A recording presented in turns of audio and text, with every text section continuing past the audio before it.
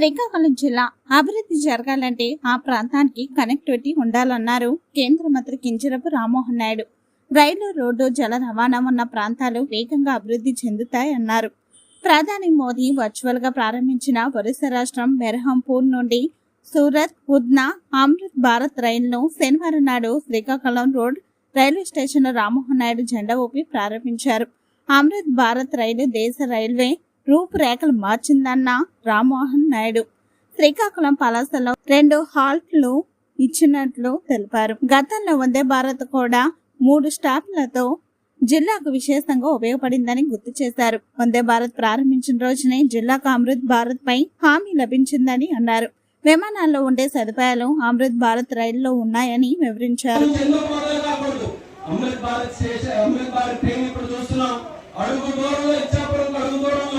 Berhampur station నుంచి మొదలవుతుంది. బరంపూర్ నుంచి మొదలవుతున్నటువంటిది మన జిల్లా నుంచి మొదలు కాలేదా అన్నటువంటి ఆలోచన నిరంతరం కూడా నాకు వెంటాడుతూనే ఉంటుంది.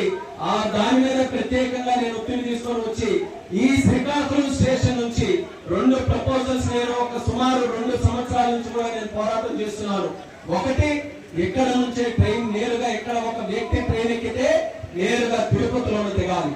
మరొకటి, ఇక్కడ నేరుగా ట్రైన్ ఇక్కడ మొదలై ఇక్కడ మన వ్యక్తి ఎక్కితే నేరుగా హైదరాబాద్ లో దిగాలి.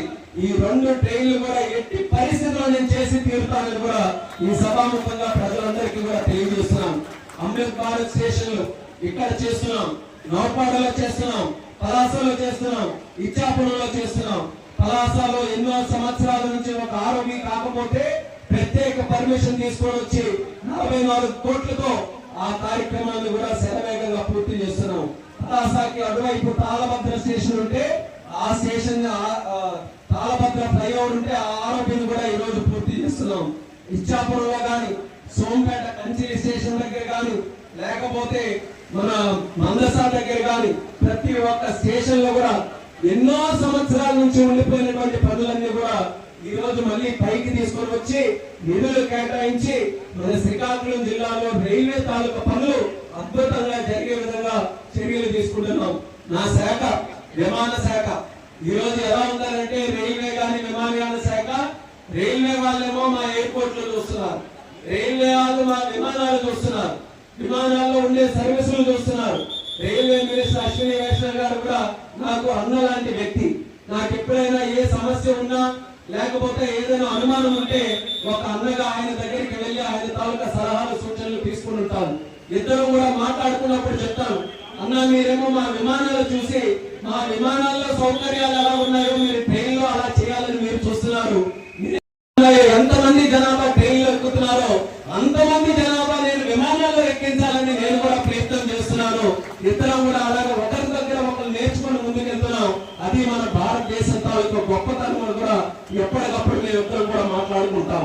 కాకపోతే ఈ రోజు కేబినెట్ మినిస్టర్లుగా మేమందరం కూడా ఏదైనా ఒకటి చేయగలుగుతున్నామనంటే దానికి ఏకైక కారణం, ఏకైక శక్తి మన ప్రధానమంత్రి నరేంద్ర మోదీ గారు అనేది ప్రజలందరూ కూడా గుర్తుపెట్టుకోవాలి.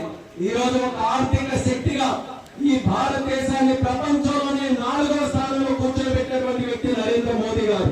గతంలో దేశంలో ఎవరైనా సరే ఏదైనా ఒక కార్యక్రమం బయట దేశాలకు వెళ్లి ఒక భారతీయుడిగా చేయాలంటే కాస్త ఇబ్బంది పడేవారు, కాస్త మొహమాట పడేవారు. కానీ ఈ రోజు ప్రపంచంలో ఎక్కడ ఉన్నా నేను భారతీయుడు, నా సంస్కృతి ఇది, నా భాష ఇది అని గొప్పగా ప్రపంచం నలుమూలలో కూడా చెప్పుకుంటున్నారంటే ఆ ధైర్యం అందరికీ ఇచ్చినటువంటి నాయకుడు నరేంద్ర మోదీ గారిని తెలియజేసుకుంటున్నాను.